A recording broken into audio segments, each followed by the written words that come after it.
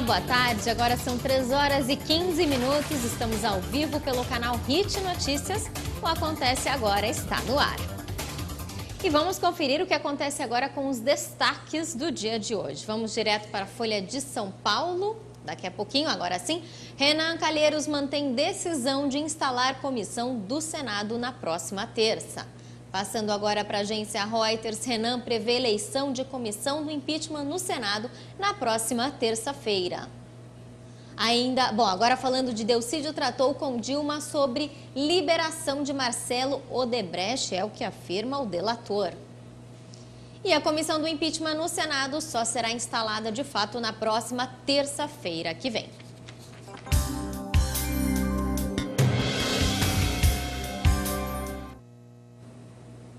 A Câmara dos Deputados aprovou o prosseguimento do processo de impeachment da presidente Dilma Rousseff para o Senado.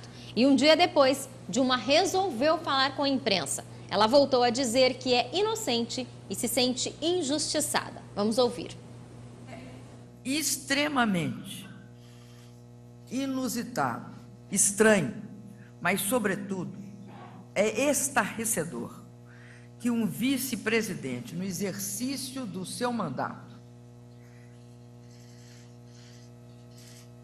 conspire contra a presidente, abertamente. Dilma prometeu lutar. Ao contrário do que uns anunciaram, não começou o fim.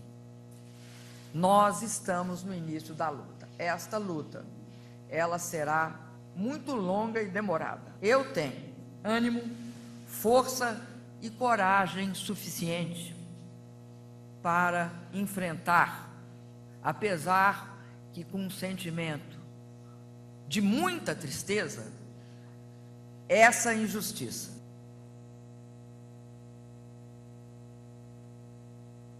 E mesmo com a insatisfação da presidente Dilma Rousseff, o presidente do Senado, Renan Calheiros, deve ler o processo e instalar em até 48 horas a comissão especial que será formada por 21 membros com a escolha do presidente e também do relator.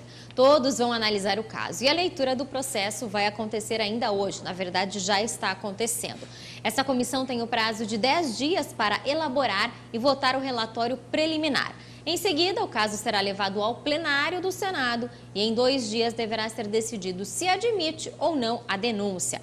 Se for aprovado, a presidente Dilma Rousseff é afastada do cargo por 180 dias. E se for rejeitado, a denúncia é arquivada e o processo é encerrado.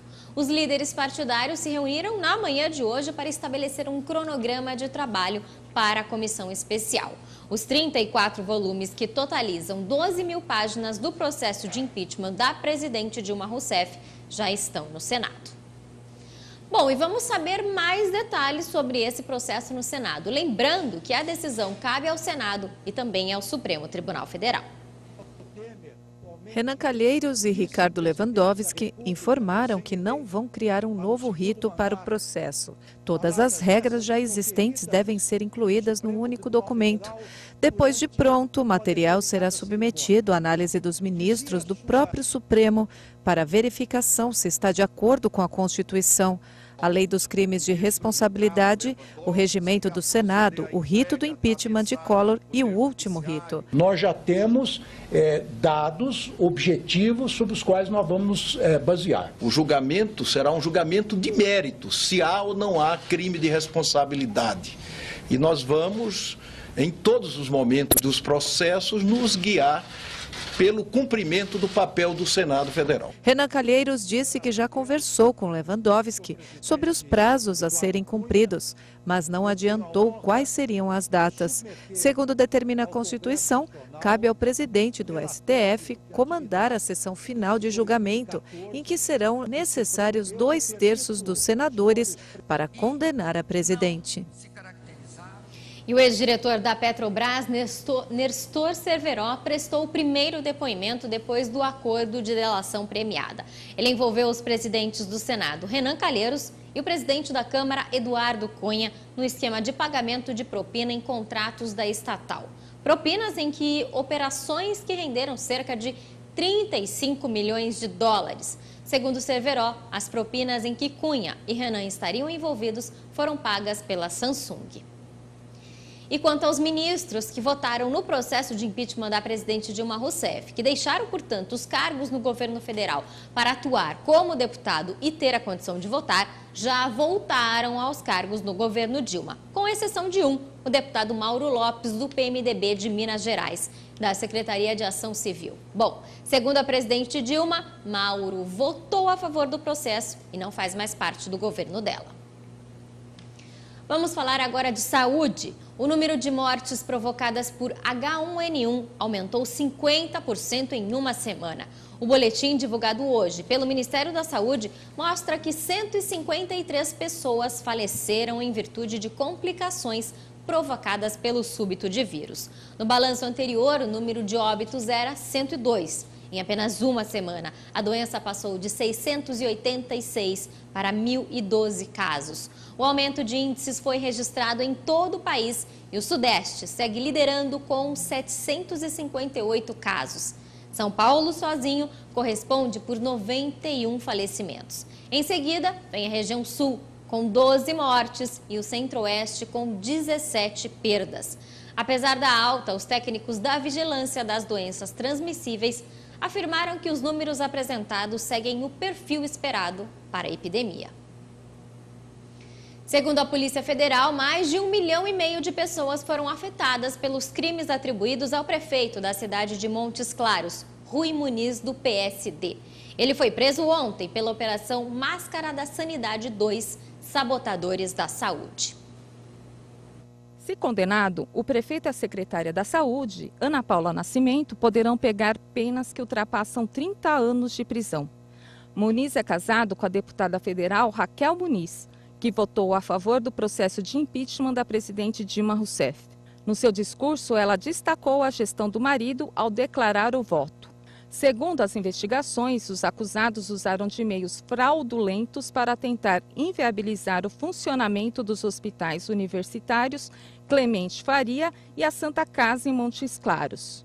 Eles pretendiam favorecer o Hospital das Clínicas Mário Ribeiro da Silveira, que, segundo a Polícia Federal, pertence a Muniz. O prefeito pode perder o cargo em 15 dias, caso sua prisão preventiva não seja revogada. A deputada acabou falando na votação sobre o marido, mas no dia seguinte ele se mostrou quem é.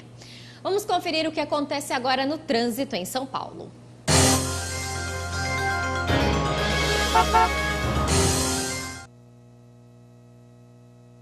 Imagens agora da Avenida Rebouças. Vamos para a Zona Oeste verificar como é que está a condição. Olha aí, você já observa o trecho da Avenida Rebouças que liga a região oeste à região central de São Paulo. A situação é razoável para quem vai na direção do centro e também para o motorista que segue na direção da Marginal do Rio Pinheiros. Apesar de que muitos carros estão seguindo para o centro, bem próximo ao cruzamento da Henrique Schalman e Avenida Brasil, e você pode observar aí na tela que alguns carros já acabaram freando e segurando aí o acelerador. Aqui a situação não está tão tranquila assim, mas ainda a gente pode considerar que é razoável, porque levando em conta a cidade de São Paulo, essa é a situação do momento. E de acordo com o MapLink, nós temos agora, olha só, 363 quilômetros de lentidão, portanto. E vamos conferir o tempo para amanhã.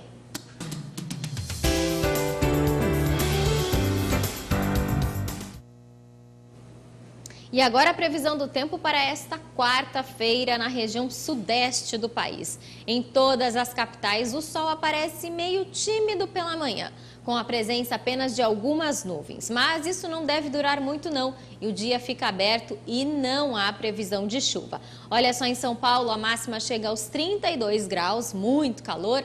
No Rio de Janeiro a mínima de 21 e a máxima de 38 graus, é muita coisa. Em Vitória a mínima de 24 e a máxima de 31 graus. Já em Belo Horizonte a máxima não deve passar dos 29 graus.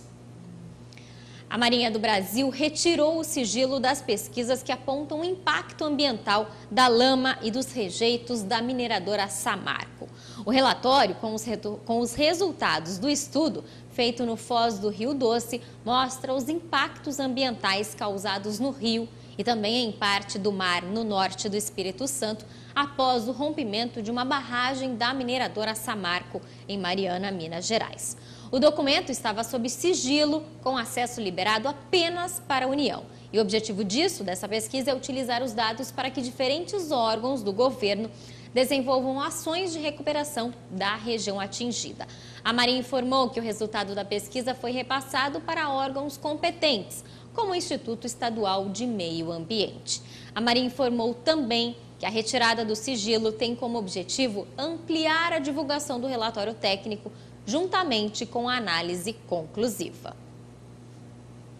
Devido à ocupação das escolas e à greve dos professores no Rio de Janeiro, a Secretaria Estadual de Educação decidiu antecipar as férias escolares dos alunos e também dos professores. Segundo a Secretaria Estadual do Rio de Janeiro, o objetivo é terminar o ano letivo de acordo com o calendário da rede estadual. Com isso, as escolas vão funcionar normalmente em agosto, mês que deve acontecer os Jogos Olímpicos. Ao menos 56 escolas foram ocupadas e mais de 48.200 alunos estão sem aula. Os estudantes reclamam que faltam aparelhos de ar-condicionado nas salas, que os bebedouros estão quebrados e os banheiros não têm manutenção. A ocupação acontece com parte dos professores em greve.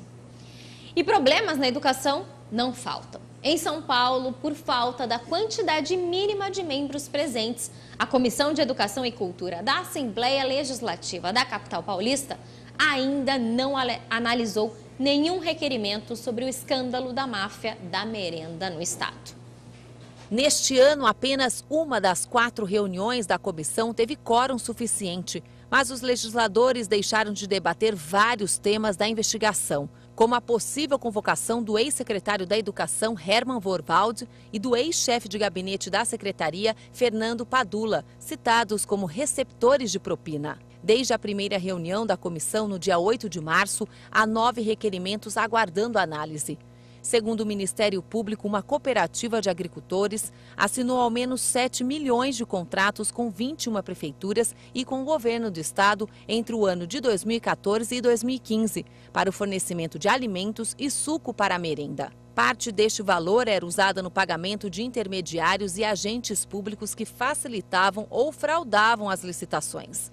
Para dar quórum é necessária a presença de 6 dos 11 deputados da comissão.